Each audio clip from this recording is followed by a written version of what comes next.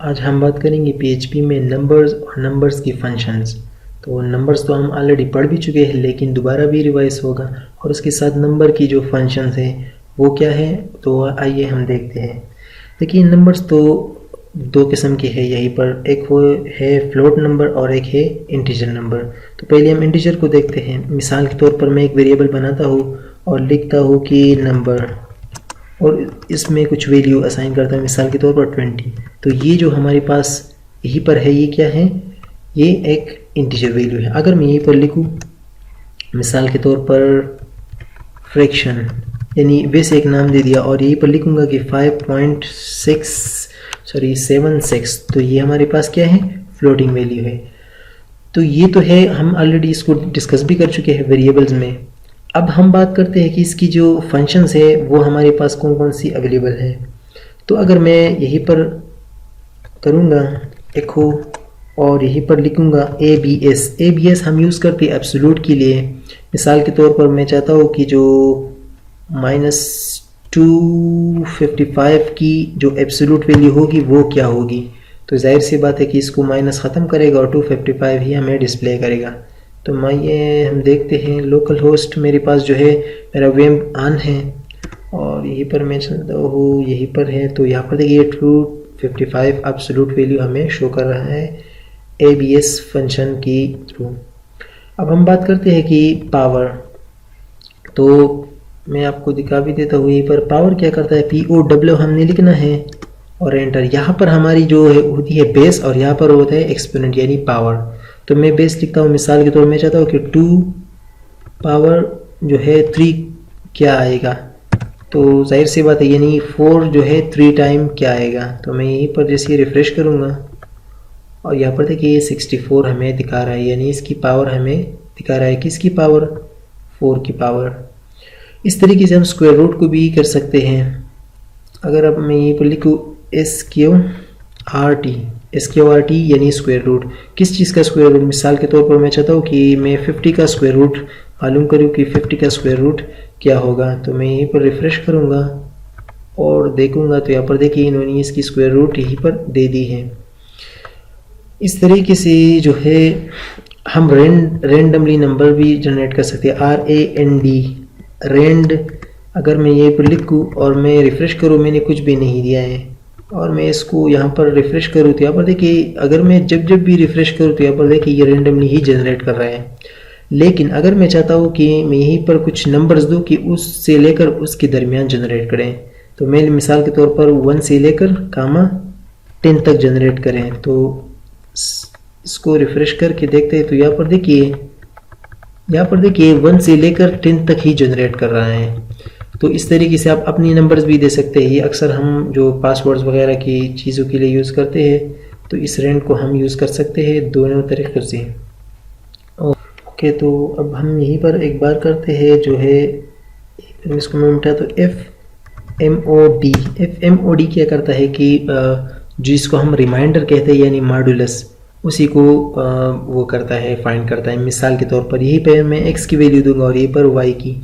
तो मैं यहीं पर क्या दूंगा, मैं चाहता हूँ कि यहीं पर जो है इसको जब 20 को हम मिसाल के तौर पर 4 से डिवाइड करें, यानी 20 को हम 4 से डिवाइड करें और इससे जो आंसर आएगा वो हमें ये F मोड शो करेगा।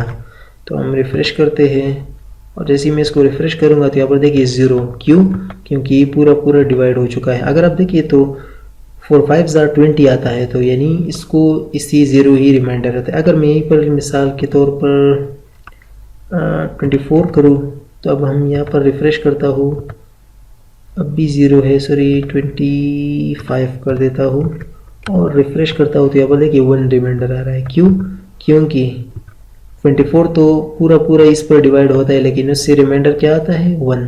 तो इसलिए हम यूज़ कर सकते हैं F मोड फॉर रिमाइंडर। अब हम बात करते हैं जो है फ्लोट नंबर की।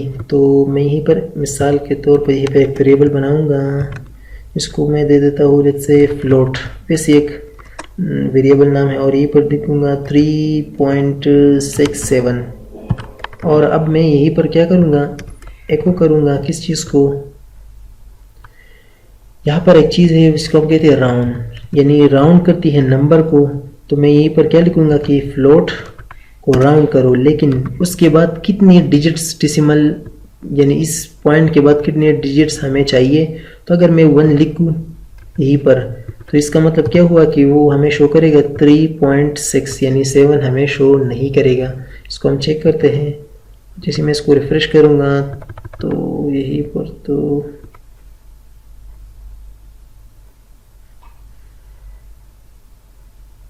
इसको हम देखते हैं कि क्या मसला है। मेरे ख्याल में यहीं पर नाम चेंज करते हैं, लेट्स से FRAC और यहीं पर भी FRAC। ओके और रिफ्रेश करते हैं तो यहाँ पर देखिए अब सही आ रहा है। वो नाम जो है वो रिजर्व था इसलिए हमने गलत यूज़ किया। तो यहाँ पर देखिए 3.7 आ रहा है। क्यों? क्योंकि मैंने क्या कहा कि यहाँ पर जो राउंड करो और उसके साथ अगर मैं इसको 2 करूँ, मिसाल के तौर 2 करूँ और रिफ्रेश करूँ तो यहाँ पर देखिए सारा आ रहा है। अगर मैं इसको 3 करूँ या 4 या 3 करूँ और रिफ्रेश करूँ तो यहाँ पर देखिए कुछ भी अभी बाकी है ही नहीं, तो इसलिए इन्होंने कुछ भी नहीं किया। लेकिन यहाँ पर हम इस तरीके से राउंड कर सकते हैं। उसके बाद आते हैं सील और फ्लोर के बाद। मिसाल के तौर पर हम इसको राउंड अप करना चाहते हैं तो राउंड अप के लिए हम यूज़ करते हैं सील, CIEL, सील यूज़ करते हैं हम राउंड अप के लिए। किस चीज़ को सील करें? मैं चाहता हूँ कि इस वेरिएबल है इसको, तो ये क्या करेगा कि ये राउंड अप करेगा यानी उसको तकरीबन 4 तक लेकर जाएगा। और जैसे मैं इसको रिफ्रेश करूँगा तो यहाँ पर देखिए ये 4 तक आ रहा है। तो ये क्या करता है? सील जो है राउंड अप करता है। अब इसकी उल्टा भी है, वो है फ्लोर। फ्लोर क्या करता है कि राउंड डाउन करता है। तो अगर मैं इसको दूँ कि $फ्रिक, इसको क्या करो राउंड डाउन करो, तो फ्लोर और सील में ये फ़र्क है कि सील जो है राउंड अप करता है और फ्लोर जो है वो राउंड डाउन करता है। मैं इसको रिफ्रेश करता हूँ, यहाँ पर देखिए इन्होंने 3 पर डाउन किया है। तो इस तरीके से ये फ़र्क है इन दोनों में। तो अब हम बात करते हैं अब मिसाल के तौर पर एक कंडीशनल के तौर पर अगर हम चेक करना चाहते हैं कि क्या ये नंबर है, सॉरी एक तो ये है कि क्या ये नंबर है, दूसरा कंडीशन जो है क्या ये इंटीजर है। इंटीजर मीन ये फ्लोट नहीं है, तो वो चेक करेंगे। और उसके बाद हम ये चेक करेंगे क्या ये जो है फ्लोट नंबर है।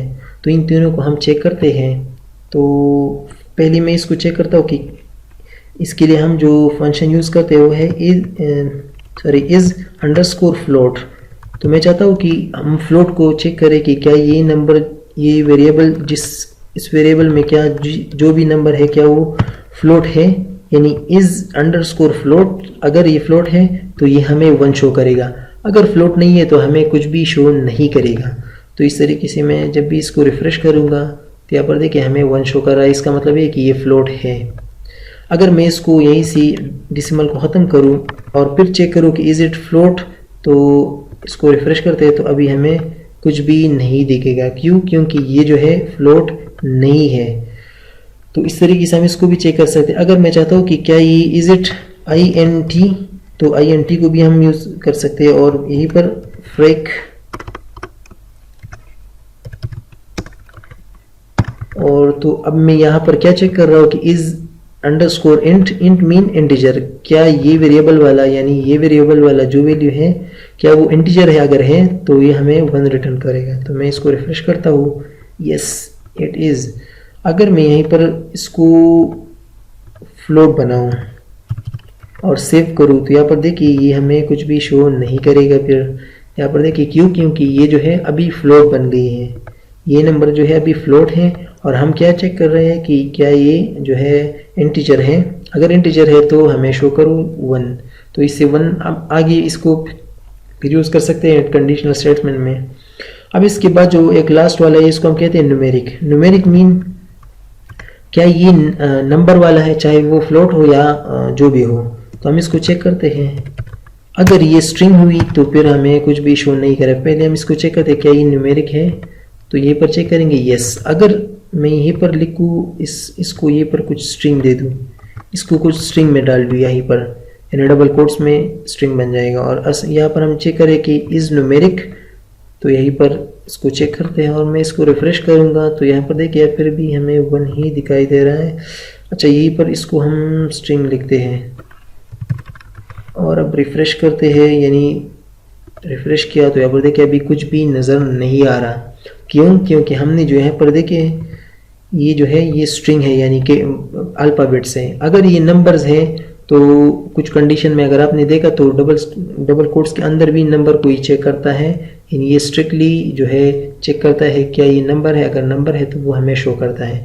तो ये थे कुछ नंबर्स के बारे में और नंबर्स की जो फंक्शंस होते हैं उसके बारे में, और ये काफ़ी यूज़फुल है। ख़ासकर ये और स्ट्रिंग तो अक्सर हम चीज़ों पासवर्ड वगैरह इन चीज़ों में यूज़ करते हैं, तो इस पर प्रैक्टिस ज़रूर करें।